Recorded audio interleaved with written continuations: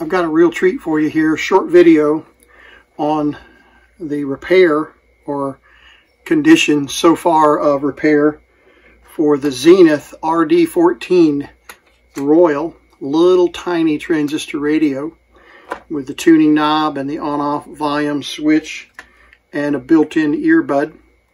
Also has a little clip to attach to your lapel and a lanyard to connect to it to wrap around your neck. So these were giveaways from the Zenith Corporation, made in Hong Kong.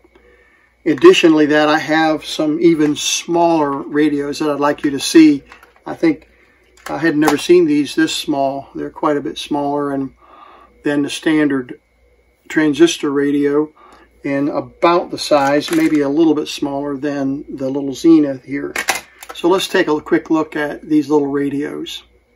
I want to take a look at a collection of little micro radios. And I've got a few here that I've gotten going.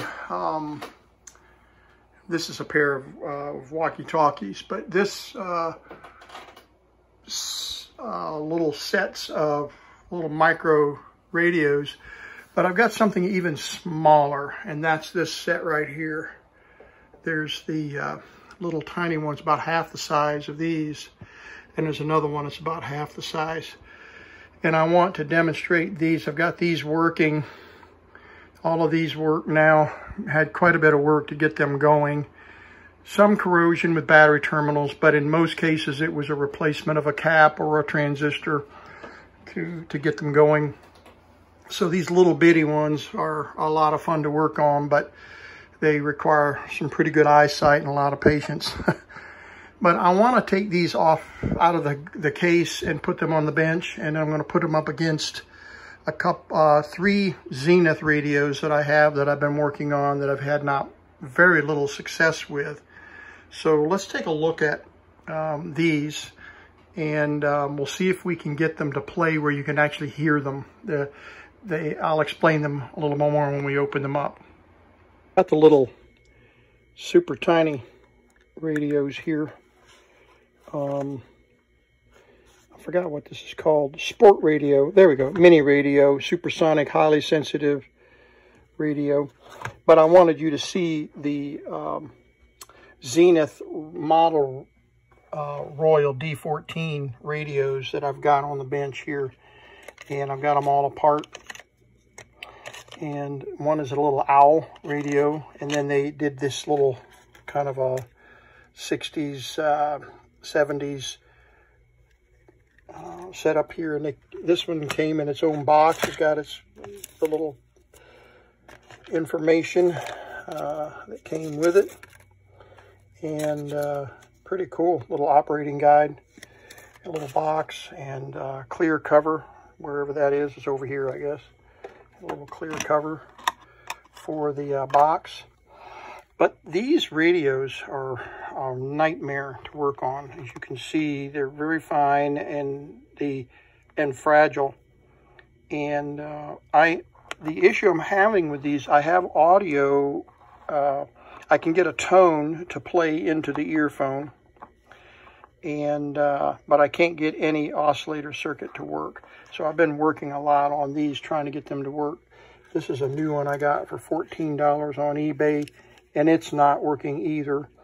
And so I've been hoping that I could get two of these to work as test sets and then find the problem. I'm sure it's probably a common problem, and then I'll get that repaired with this one as too. So I'll have three working little Zenith owl radios.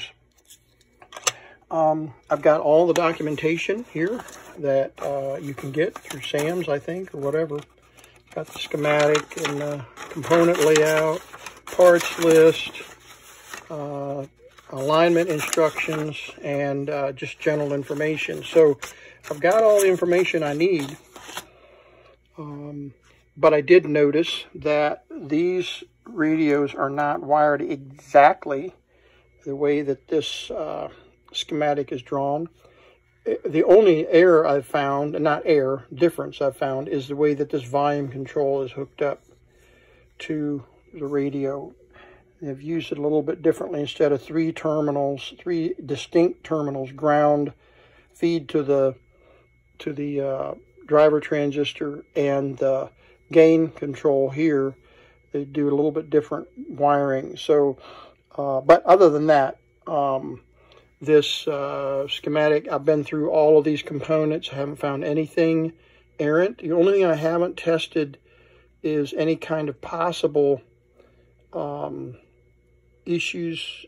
Well, actually, I have tested the all of the little transformers. There are 3 little transformers, oscillating coils, and IF transformers in the units, as you can see here.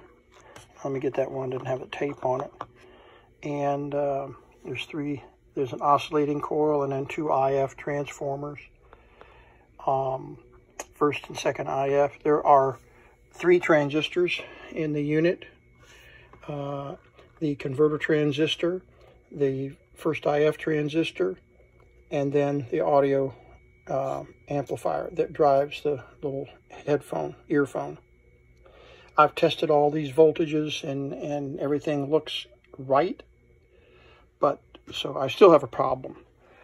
And I'll continue to work on these. I think my son's coming over tomorrow morning, and we're going to work on these and see if we can get something going that I may have overlooked. It's a good possibility. After working on these for hours and hours, I may have overlooked something.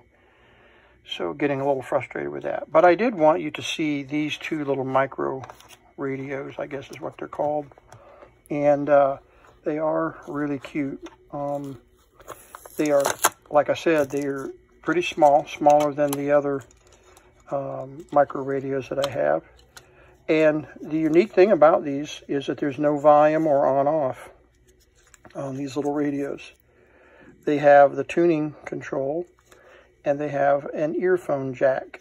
And the earphone jack uses a 2.5 millimeter plug and the little earphone, and it turns on when you plug it in. So this is a different schematic, of course, but what happens is this battery stays hot, and when you plug the earphone in, it completes the circuit for the power, and that's the way this works. So there's no audio or nothing until you plug this in. Oh, I forgot, this one needs a this is a 3.5 and this one is a 2.5 jack. The headphone that came with this radio is not working, so we'll use this this headphone, this earplug, earbud. All right, there it is.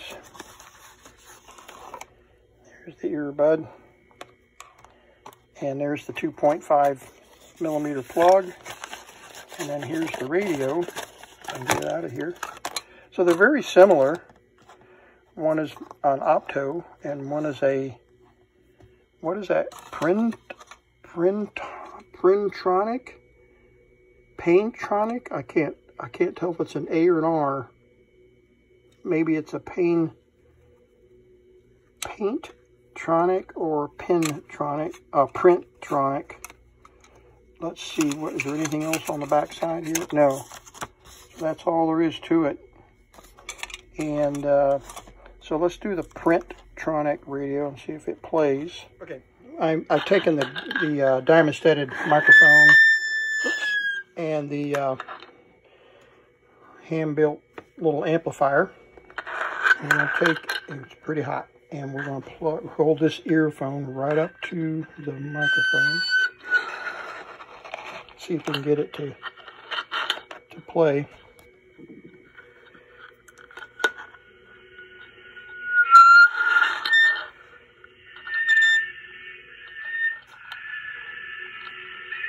We're going to take the little amplifier and the diamond-studded microphone, and we'll hold the earplug up to the microphone.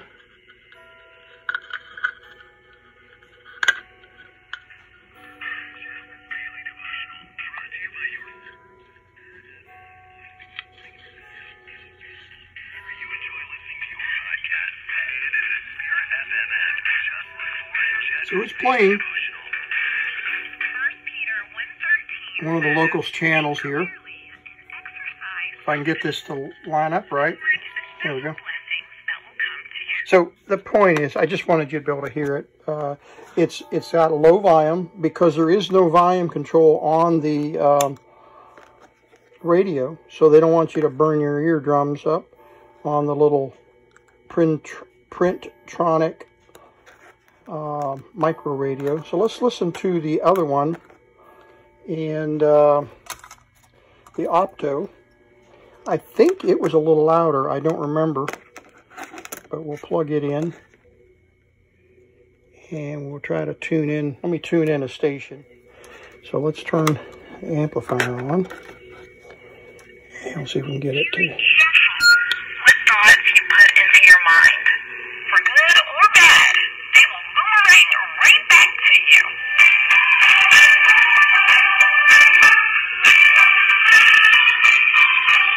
Okay, so there you go. Look at that little tiny radio. Now you compare that with a transistor radio, which is right here, bigger transistor radio. I've got one here that I wanted to use to compare signals. I built this from a kit. I did a video on this on YouTube, but anyway, let me put that screw back in there. But you can see the size comparison. It got quite a bit of electronics crammed into these. Now, there is one other thing I want you to see on these that I have never seen before. Now, you can see that this one has discrete components. All these components, there's 1, 2, 3 transistors, and there's the coil and the tuning capacitor. Well, this one has a tuning capacitor, but I want you to see how the electronics, let me turn that off, how the electronics look in this one. And let's see if we can open this up. There we go. Now this one does have discrete components. I've forgotten, and it uses the little what is this? A little 6-volt? I can't remember. Let's look. It would tell me in the uses the UM5 battery. What is that?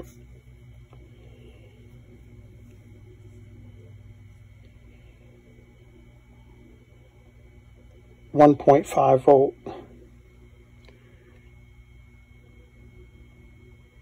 Yeah, I believe that's 1.5 volt. So anyway, that's the little battery, and that's the electronics. So they do use discrete components.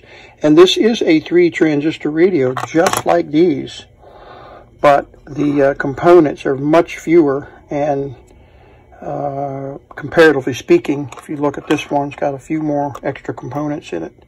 But of course, yeah, and this one only drives a headphone. It doesn't drive a speaker.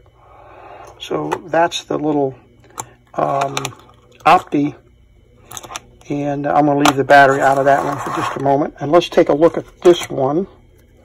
See if I can get this open with one hand. Yeah, I can. And look at that compact little potted thing right there. There's the battery, the 1.5 volt battery. It has a big tuning condenser like these. Actually, this tuning condenser is bigger than the one on the Zenith D14 Royal. But there's the